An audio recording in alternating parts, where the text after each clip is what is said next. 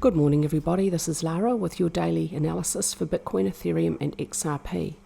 Bitcoin first is finding resistance about 71,500, so I'm adding this line in. It's calculated on the opens and closes of these three candlesticks from the 12th, 13th and 14th of March. So there's a bit of a resistance zone here from about 71,500 to about 73,100. A little bit of work to do most likely before it's able to break through resistance there. If we do see a pullback, I will expect good support now at 68,400. We could see a little short-term pullback to test that area before breaking through resistance above. And once price has broken through resistance at 73,100, I'll be looking for an upward session with push from volume for that.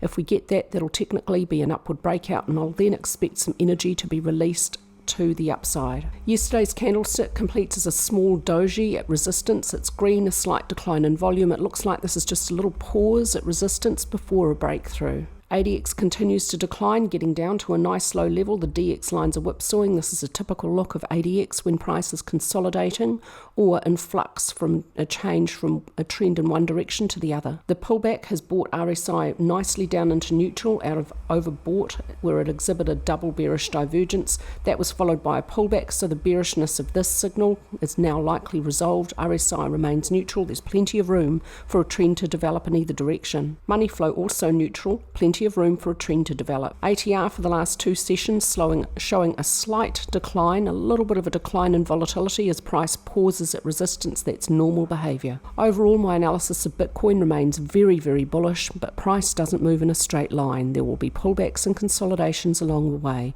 and it looks like there's a very small consolidation occurring around resistance. Today I'm going to go in depth over my Elliott Wave count for Ethereum, and if you would like regular weekly Elliott Wave analysis of Ethereum, we're going to be offering that very soon on a subscription basis on our website. When we launch that new subscription service, we'll do so with a really good grandfather rate. It'll be offered for the first 24 hours and never be offered again. It's going to be pretty low.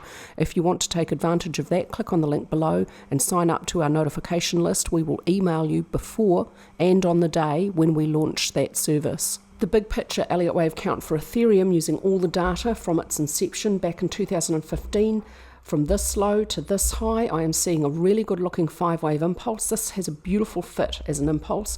Primary 1 looks really obviously like a 5. 1, 2, 3, 4, 5. Primary 2, double zigzag lasting 6 months. Primary wave 1 lasted 10 months. Primary 2 lasted 6 months. There is really good proportion so far in this wave count. Primary wave 3 lasted 5 months. It covered a greater distance than primary 1 in a shorter amount of time. Primary wave 4 lasted 5 months, and it's regular contracting triangle. There's really nice alternation between the triangle of 4 and the double zigzag of 2. So far to this point, the wave count looks almost textbook perfect. And then primary wave 5 is longer in terms of price distance traveled than primary wave 3. It's 195.39, greater than 2.618 the length of primary wave 3, but it did that in just a fraction of the time, in 2 months compared to primary wave 3's 5 months. And this again illustrates a point I like to really hammer home. It is the fifth waves which commonly exhibit the greatest strength in terms of distance traveled and volatility. This is where you get vertical upward movement in a fifth wave. Here it's a fifth wave to end a first wave 1 degree higher. That's reasonably common, but sometimes first waves have weaker fifth waves.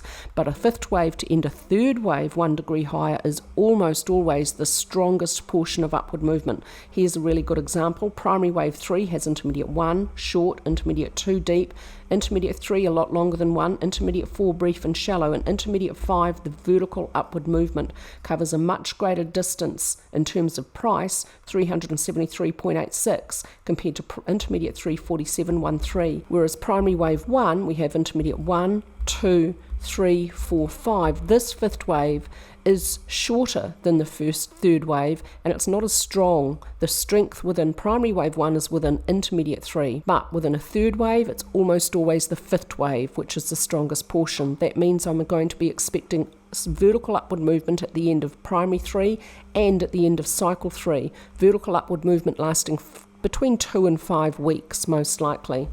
So the wave count to this point here looks absolutely textbook perfect. I am noting the ratios, whether they are or are not Fibonacci ratios. I want to know how long these waves are in relation to their counterpart waves of the same degree.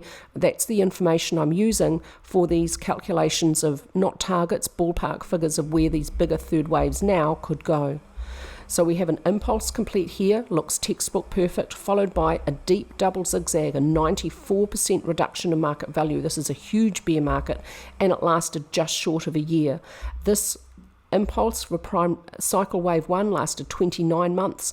The double zigzag for cycle 2 lasted 11 months. This is the first year-long bear market, so you really should be labelling this 1 and 2. Any other labelling just ignores what's a textbook perfect impulse here. 5 steps up, 3 steps back, the basic Elliott Wave pattern. So if this is 1 and 2, then that's where 3 begins. So I'm going to give you good ballpark figures for where cycle wave 3 may end. The first, I'm going to use an extreme Fibonacci ratio, 11.09, which for Ethereum is actually quite reasonable, I think. Look at the length of the waves within cycle wave 1. Intermediate 3 was 19.13 times the length of intermediate 1. Now that's a bit longer than 11.09, so 11.09 is a somewhat conservative estimation of where these third waves could go. I know it's really obvious also that these numbers for primary 3 do not work with the numbers for cycle 3. These are not targets, these are ballpark ideas. When I have the end of primary 3 and 4 and I know where the primary wave 5 begins, then I can start to calculate something I'm prepared to call a target for you. I'm not prepared to do that yet. I'm just going to use past data to extrapolate further and see what's possible for the future. And so cycle 2 ending here, cycle 3 beginning. Cycle 3 may only subdivide as an impulse, and you can't label it complete here because cycle 4 may not move into cycle 1 price territory, so this yields a rather bullish Elliott Wave count. We have another almost textbook perfect looking impulse for primary 1 complete here, and what looks like an obvious 3-wave structure down for primary wave 2. Primary 1 lasted 34 months, primary 2 complete in 6 months. If you were trying to see primary 2 continue further, then this would all have to be considered, and then it would be longer lasting than cycle wave 2 1 degree higher, so that would just look wrong. What looks right is seeing primary 2 complete here. Now if that's correct, we've got a really bullish wave count for Ethereum. Primary 3 within cycle 3 may be in its relatively early stages. Starting out slowly, we'll expect acceleration through the middle and explosion at the end. Some potential areas where it could end using 11.09, that's a Fibonacci ratio, gives us 54,214. Using 15.28, that's how long intermediate 3 was to intermediate 1 within primary 1. That gives us 74,363, and using 19.13, that's how long primary 3 was to primary 1 within cycle 1, gives us 92,877. When primary wave 3 is complete, then primary wave 4 may not move into primary wave 1 price territory, but for now, primary 3 needs to move beyond the end of primary 1, meeting that core Elliott Wave rule, and it may only subdivide as an impulse. Within it, no second wave correction may move beyond its start below 883.48. I'm drawing a best fit channel around this movement from the end of cycle 1 to the end of primary 1 with a parallel copy on the end of cycle 2. Look for resistance about the upper edge, potentially when price gets up there. Let's take a look at the weekly time frame. The low of primary wave 2 is this point down here. Primary wave 2 subdivides really well as a double zigzag. This is a corrective structure. We've got a fairly nice V bottom formed here. This is a good look for Ethereum, and now price is moving up and away with some increase in strength. So technicals support this Elliott Wave count. If primary 2 is complete here, it's an 83% correction of primary wave 1. It has good proportion to primary wave 1. Primary wave 3 may only subdivide as an impulse, and that'll be labelled intermediate 1, 2, 3, 4, 5. Ballpark figures, not targets. Ballpark figures for intermediate wave 3, 13,651, 18,403 and 22,769, using those same numbers I showed you on the monthly time frame. Intermediate 3 may only subdivide as an impulse. We may have minor 1 complete here and minor 2 complete here, minor 3 beginning. You may notice that minor 2 lasted 25 weeks, whereas intermediate 2 lasted 14 weeks. This is disproportionate. The fact of the matter is, though, that this correction does come after this correction. There's just no way you can get around the fact that they are disproportionate, and this is later and this is earlier. This is okay though, given the context of a big third wave extending, and this tells me that it is likely that this third wave at intermediate degree is going to be a long extension, because when Elliott waves extend, they do so in price and time, and the subdivisions within them take more time because the wave's extending. I like to have the metaphor of an accordion. When it's squished up, you can't see the folds within it. When you expand the accordion out, now you can see those folds within it, and they're taking up more space. When an Elliott wave extends, you can see those folds within it. The subdivisions take up more time. That's what they look like. We've got some pretty good vertical upward movement a few weeks ago for Ethereum. I think this might be the middle of the third wave having passed even before a new all-time high. That's okay, sometimes that happens. I expect that the ends of these third waves are going to end with vertical upward movement for minor 5 and intermediate 5. That may be where the strongest portion of upward movement arrives. Let's take a look at the 2 daily charts. The first one, the low down here of minute 2, is this point down here. This follows the labelling on the weekly chart, which sees the middle of the third wave complete here at the end of February. I have a short-term target for minute wave 3 at 8134. Minute 3 would reach 6.854, the length of 1, and at 8130, minute 5 would reach 2.618, the length of 3. Within this wave count, minute 3 may only be an impulse. It may have 1, 2, 3, 4 may be complete, 5 may be in its early stages, 4 may not move into wave 1 price territory below 2717.20. But if from this low, if we move this unfolding impulse here all down 1 degree, then this could be minuet 1 within minute wave 3. So still an impulse, but subminuet 1, 2, 3, 4. Now it's all labelled 1 degree lower.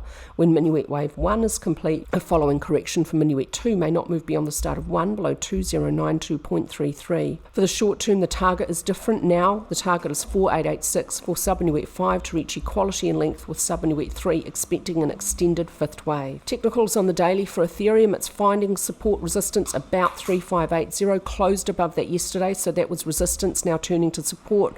It's being tested again right now. We might see price move up and away. We might see a little bit of a consolidation here first though. Yesterday's week session looks like a little pause around support resistance here, and that's normal behaviour in a bullish run. A little bit of a decline in volume for a little red candlestick yesterday. Previously, volume was pushing price higher. The short-term volume profile remains bullish. Price is being pushed higher on upward sessions, and volume is declining when we have downward sessions day on day. ADX is declining. The pullback brought ADX out of extreme trend territory. It's now neutral. Room again for a new trend to be indicated in either direction. RSI remains neutral. There's such a long way to go before the next trend in either direction reaches extreme, and money flow is neutral. ATR showing a little decline in volatility for yesterday's upward movement, a little bit of a pause most likely. The larger trend remains up for Ethereum. The very short term looks like a small pause or consolidation.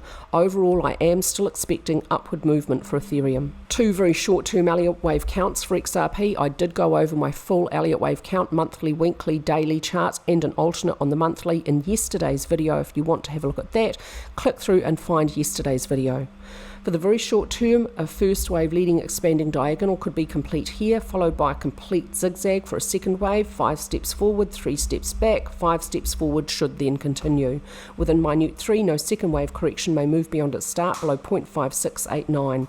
But it's possible the zigzag may not be complete. It's possible it may continue lower, and sideways movement that's currently unfolding could be a little triangle for a B wave. So this part of my alternate is changed today.